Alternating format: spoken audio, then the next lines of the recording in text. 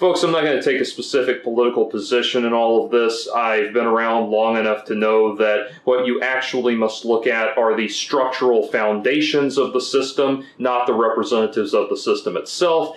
And secondly, let's be honest, at this point, no matter which candidate you support, you're pretty much guaranteed they have some crazy wingnut faction of their supporters that is sitting out in the woods licking their bayonets and gently masturbating at the thought of hanging high every dissident when the revolution comes, whatever revolution that may be. What I want to talk about is the debate around politics.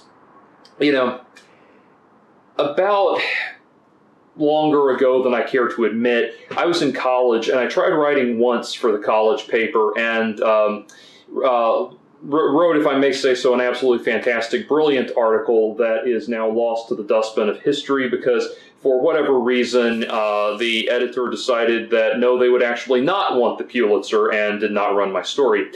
So what they ran in place of my story was two articles. One was a fashion and advice column from a gentleman who fancied himself an extract of blaxploitation cinema, despite the fact that he could not have been more auspiciously Caucasian. And the other was a political commentary column that would have made just the most flatlining of clickbait, modern clickbait articles cringe in comparison, and it was an article written in support of Ralph Nader, and that's not to speak positively or derisively of Ralph Nader one way or the other. However, the article said that this was the truth about Ralph Nader, and they proceeded to make a number of declarative statements without backing any of them up.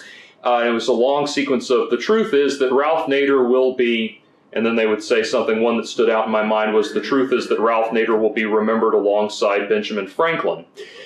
And now, even just a few short years later, a decade or so later, Ralph Nader is not any more remembered than Clarence Buddington Kelland.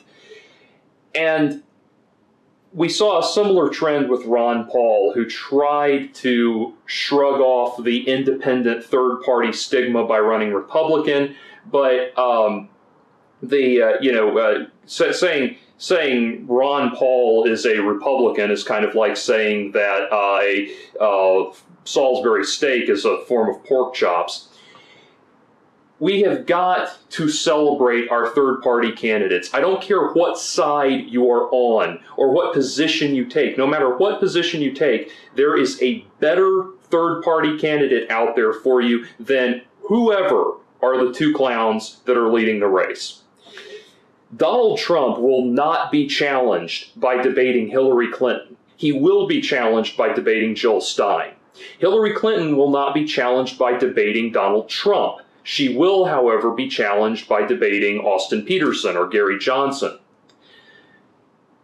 This is where we have got to get to, folks. Go look over in Japan. For example, in Japan, they have the Liberal Democratic Party, which is the single majority party, the permanent majority party in their House of Lords, if you will.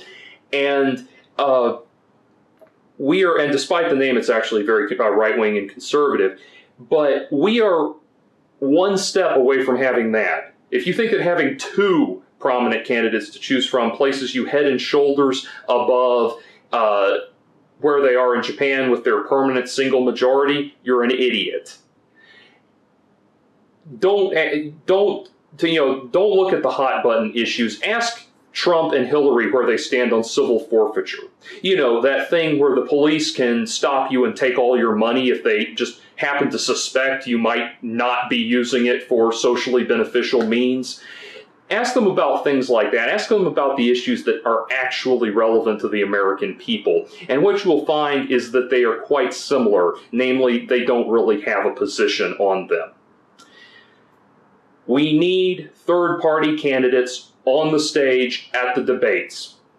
It cannot simply be between Republicans and Democrats. We've got to get the Greens, we've got to get the Libertarians, we've got to get everybody up there, everybody in between. Because, folks, the last 16 years of presidential representation should have demonstrated that no amount of left-wing, right-wing polarity will vest the president with enough power to completely destroy this country. This country will be here in 4 years. That much I can guarantee. But what has got to change is the quality of the debate and the quality of the discussion. And that is where your Ralph Naders and your Ron Pauls come in. And sadly, they have not been. Because for all of their effort, they have not made it to that final stage of the debates to challenge the two-party system. That's what ultimately needs to be challenged here. It's unlikely that any third party, when I say unlikely, it's pretty much guaranteed that no third-party candidate will win this time. What we've got to do is buck the trend. We've got to make the presence of a Ross Perot not an anomaly. It cannot be unusual. It has got to be a regular occurrence. The American people have got to feel like they can choose from a selection of 6 candidates rather than 2, or better yet, 12 or 24 or 50. I don't care. We need to buck the two-party system. That is my commentary on the 2016 election. The 2016 election will probably not buck the trend. We will probably still see just 2 candidates on the stage at the general elections. Most of the third-party candidates will probably not even be on the ballot in all 50 states.